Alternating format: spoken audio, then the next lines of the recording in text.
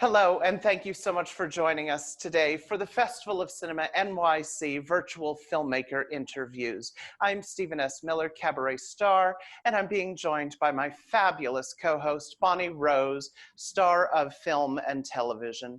We are very excited today to be joined by Sean Sakamoto with his film, The Reception, which will be showing on Thursday, October 1st at 7 p.m. Welcome to the show, Sean. Thank you so much. I'm We're really so excited. excited to have you here. That's just stepping on what you just said. Sean, could you tell us, not to give everything away, but the premise of the film, the short? Sure.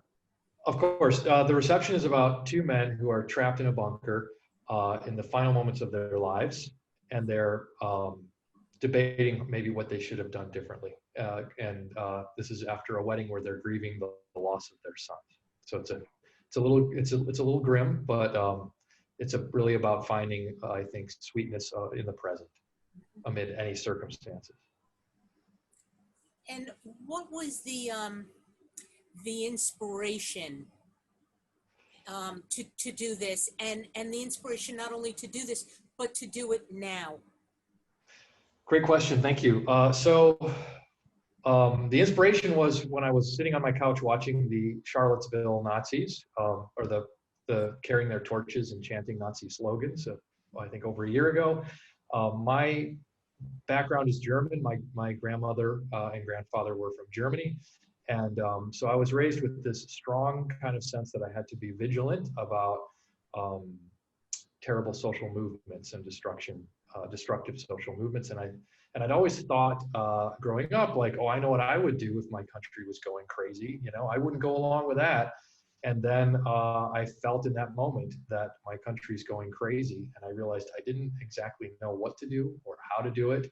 I felt like some of the things that I had imagined I might do seemed a little bit insane in the moment. And then at the same time, I felt like not doing anything was also terrifying. And so as a filmmaker and as a writer, I decided to explore kind of both sides of that. There's a line in the film that it's too early when picking up a gun would be crazy, and then there's too late when you're just two old men waiting in a room for them to come and kill us. And so it's this idea that we're sort of right and wrong at the same time, and not really knowing what to do, and realizing that just being a human in a dire situation is a really complicated situation.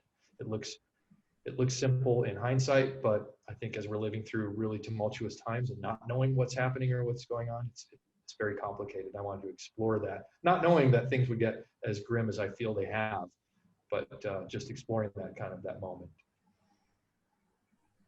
And little did you know that less than a year later, we would be in this particular situation. So the short is so poignant at this particular time. And that's why I said, why now? I mean, how did you go about getting the actors that are in this? And we should definitely mention both Skipp and Richard. Yeah, great question. So when I wrote the script, I had been working with a friend of mine named Anthony Giacchino, who's a great director of documentary film. And I worked with him in the capacity as a writer and producer. And he directed a couple great pieces that we worked on. One was the history of the transatlantic slave trade for the History Channel, and other shows. And his brother is Michael Giacchino, who's a Hollywood composer. And I shared the script with Anthony, and he shared it with Michael, and Michael had worked with Rich on Up. And so he shared it with Rich, and Rich liked the script. He said, yeah, I want to do this. And then another funny story is that I lived in Japan for a few years, and I took up the Japanese flute, which is called the shakuhachi. And there's a small worldwide community of people who play this flute, and one of them is Cole Suddith, who's Skipp Suddith's brother. Right. And I got to know Cole through that community, and I moved back to New York. Cole lives in New York, and met him under, talking about the Japanese flute. And then I was talking to him about The Reception. He said, my brother would be perfect for that. I said, oh, you're exactly right. We got the script to Skipp, and he read it, and he said, yeah, I definitely want to play Gary. And so it was perfect. So my advice would be to any filmmakers to work with Anthony Giacchino, and take up the Japanese flute. That's how you can cast your film. Well, it's a little bit kismet as well to, you know, have this nice blend, and that's your energy that you put out there, and that's how this really came about, which is pretty incredible and pretty wonderful, especially at this time. And it's such a poignant, as Stephen and I both said, it was powerful. It was a very powerful film, and resonated with both of us, you know, profoundly. Where did you shoot this? And how long did it take you to shoot? Great questions. We shot it in a basement of a building in Dumbo.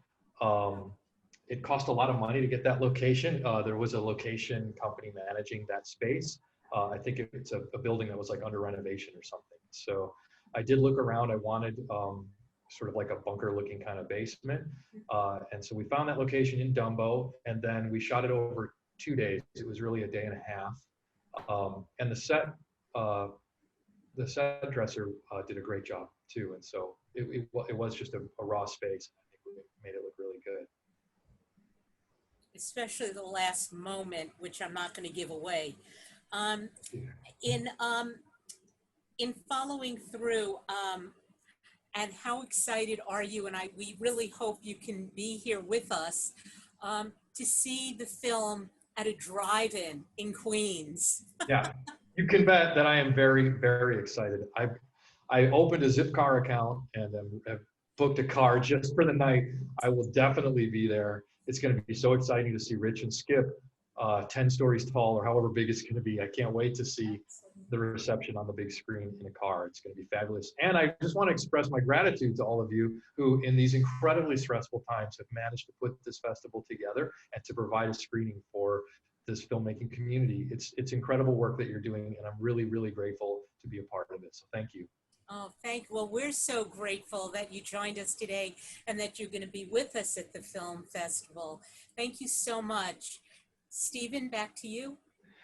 I just want to thank you so much, Sean, for creating this masterpiece, a very powerful film. And I want to thank Richard and Skipp and everybody involved in making this film. You did a fantastic job.